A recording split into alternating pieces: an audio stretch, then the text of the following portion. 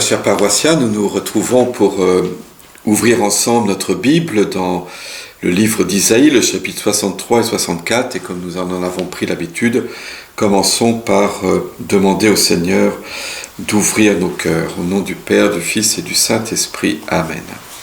Seigneur, nous t'en prions, envoie ton Esprit. Dieu notre Père, envoie ton Esprit qu'il ouvre notre intelligence, qu'il enflamme notre cœur, pour que nous puissions comprendre ta parole.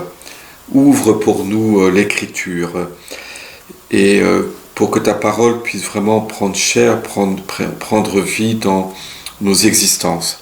Qu'elle ne soit pas simplement une parole qui nous demeure extérieure ou simplement objet de curiosité ou d'une connaissance purement cérébrale, mais que vraiment elle puisse agir dans notre vie pour convertir notre cœur, pour que tu puisses grandir en nos vies, pour que le Christ puisse grandir en nos vies et que nous puissions aimer davantage.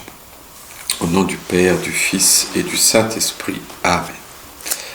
Nous avons ainsi commencé à lire ce chapitre 63, les versets 7 et suivants, qui commence par un rappel des hauts faits de Dieu et comment le Dieu unique, le Dieu très haut, le Dieu tout-puissant s'est fait proche de son peuple d'Israël, lui a montré sa face et s'est fait son défenseur, celui qui le rachète.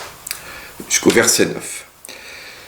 Et voilà que le prophète qui fait mémoire de ce qui s'est passé doit bien reconnaître que les fils se sont rebellés. Eux se sont rebellés. Ils ont attristé son Esprit Saint. Alors il se retourna contre eux en ennemis, lui-même leur fit la guerre, et l'on se souvint des jours d'autrefois de Moïse et de son peuple. Voilà ce Dieu qui avait tourné vers le peuple d'Israël son visage de consolation, de protection, de libération, ce visage paternel d'amour, de tendresse et de compassion. Voilà que ce visage s'est changé en un visage de colère. Le visage de Dieu s'est assombri, car le peuple d'Israël s'est comporté, disent les prophètes, se sont rebellés, ils ont refusé la parole de Dieu, ils ont refusé de suivre ses commandements et ils se sont livrés à l'idolâtrie comme les peuples qui les entouraient. Dieu les a fait entrer en possession de cette terre d'Israël pour qu'ils se comportent en peuple saint. Et au lieu de cela, ils n'ont pas écouté sa parole et ils ont suivi les coutumes, les manières d'agir des peuples au milieu desquels ils étaient. Bref, ils se sont comportés, ils ont commis l'injustice et ils se sont livrés à l'idolâtrie. C'est ainsi que les prophètes interprètent tous les malheurs qui se sont abattus sur Israël. Et en particulier ce malheur qui a été la prise de Jérusalem par les Babyloniens, la destruction du temple et Israël qui est parti en exil. Il faut mesurer l'importance du drame, de la catastrophe vécue par Israël, quand même leur ville détruite, surtout le temple, le lieu où Dieu avait choisi de faire habiter son nom, qui ne les a pas protégés comme il pouvait l'espérer, mais au contraire qui a été livré aux flammes et détruit. C'est vraiment un séisme, mais c'est parce qu'Israël a cru en cette protection de Dieu à la manière dont les peuples idolâtres croyaient en la protection de leur divinité. Simplement en offrant de manière purement rituelle, en offrant des sacrifices, mais en oubliant que Dieu leur avait d'abord demandé de se comporter de manière juste. Voilà. Et donc, il se retourna contre eux en ennemis, lui-même leur fit la guerre, et l'on se souvint des jours d'autrefois de Moïse et de son peuple. Mémoire des hauts faits en faveur d'Israël. Et alors, ici, le prophète se fait l'interprète de cette question, de cette plainte du peuple d'Israël en exil. On pourrait même dire de ce petit reste qui a été fidèle à Dieu. On peut penser que la majorité des Israélites emmenés en exil, d'abord le nord, à la fin du 8e siècle, puis le royaume de Juda, en tout début du 6e siècle, les années 590. La plupart se sont dissous, on dit, bon fond, puisque Dieu ne nous a pas protégés, adoptons les divinités des païens, mais un petit reste, un cœur d'Israël est resté fidèle, et ce prophète, ici, qui s'exprime, se fait l'interprète de leurs questions, de leurs complaintes. Où est-il celui qui les fit remonter de la mer avec le pasteur et son troupeau? Où est celui qui mit en lui son Esprit Saint, en Moïse? Où est celui qui fit avancer à la droite de Moïse son bras resplendissant, le bras vigoureux de Dieu, qui fendit les eaux devant eux pour se faire un nom éternel, qui les fit avancer dans les abîmes. Les abîmes, c'est le fond de la mer.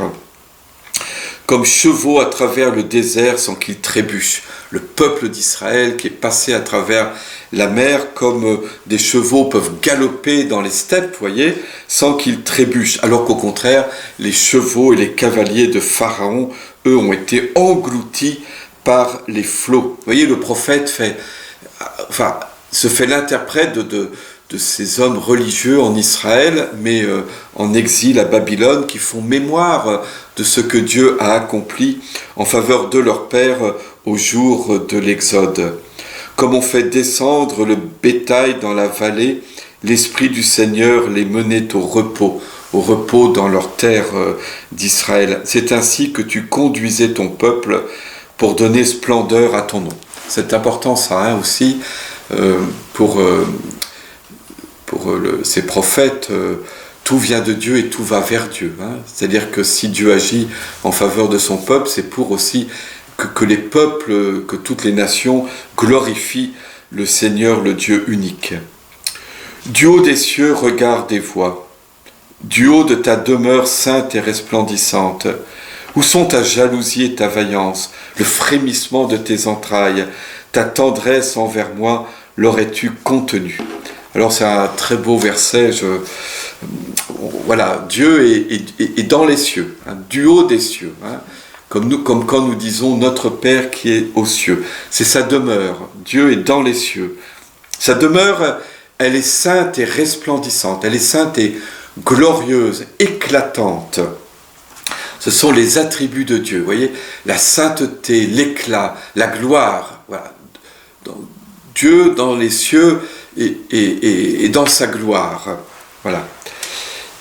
Où sont ta jalousie et ta vaillance? Alors ces deux termes-là, le mot jalousie, c'est le zèle, c'est l'ardeur, c'est pas la mauvaise jalousie qui empoisonne. Dieu aime son peuple et donc quand son peuple est en esclavage ou quand il est soumis à affronter à des ennemis, voilà que Dieu est pris d'une ardeur guerrière. Vous voyez, c'est exactement ça. D'une ardeur guerrière, il est plein d'énergie. Oui. Ce sont des images très fortes. Le Dieu d'Israël n'est pas un Dieu mou. C'est pas un Dieu gentil, comme au sens où nous employons ce terme. Bon, il est gentil, oui. Non, pas du tout. C'est un Dieu qui est plein d'ardeur, de férocité même. Alors, on n'aime pas trop ça parce que nous, voilà, il faut être gentil, il faut être. Mais alors, bien sûr, ne me fais pas dire le contraire. Il faut être bon et tout ça. Mais il y a dans la vision biblique de Dieu quelque chose qui est très fort, qui est vigoureux, qui est ardent et même la douceur. Heureux les doux, c'est une douceur ardente. Parfois on a l'image des chrétiens comme des gens, voilà, simplement un peu gentils. Voilà. Et c'est vrai que nous essayons d'être des hommes et des femmes de paix, de douceur et tout ça, mais il ne faut pas se méprendre quand même. Nous sommes aussi, le Seigneur nous appelle à être forts, à être énergiques. En tout cas, c'est ça le Dieu d'Isaïe. Voilà. Il a sa jalousie et sa vaillance. Où sont-elles, dit-il? Et puis il ajoute le frémissement ou l'émoi de tes entrailles, ta tendresse envers moi l'aurais-tu contenue. Là, c'est un autre type de vocabulaire. L'émoi des entrailles, alors on peut dire, traditionnellement on dit c'est ce que ressent une mère lorsque son enfant souffre.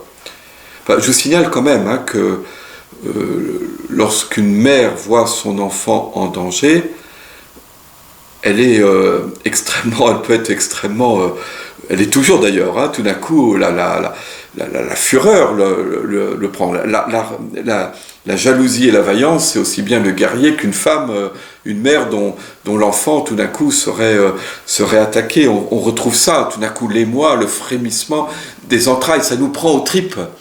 Voilà, Dieu est pris aux tripes. Voilà, c'est ça que veut dire ici Isaïe. Et la tendresse envers moi l'aurais-tu contenu, c'est ce vocabulaire ici de l'amour. Dieu est un fils chéri. Voilà. Alors, ce sont des images très, très physiques, très charnelles. Et moi, je trouve ça beau. Enfin, je veux dire, on s'est habitué à voir le Dieu des philosophes, à voir une image très abstraite de Dieu, très, très purifiée, très conceptuelle de Dieu, qui est exact. Mais dans la Bible, il y a quelque chose de très, très charnel dans la vision de Dieu. Un peu ce corps à corps d'Israël avec son Dieu. Et que moi je trouve belle personnellement, que Dieu n'est pas simplement quelqu'un une idée. Bien sûr Dieu est esprit, mais alors, il faut éviter évidemment d'avoir une vision trop anthropomorphique ou qui deviendrait justement des représentations idolâtriques de Dieu comme de manière trop humaine. Mais n'empêche que ces images très fortes, je les trouve aussi très, très belles et très stimulantes pour notre propre vie chrétienne. On va arrêter là et on continuera demain samedi.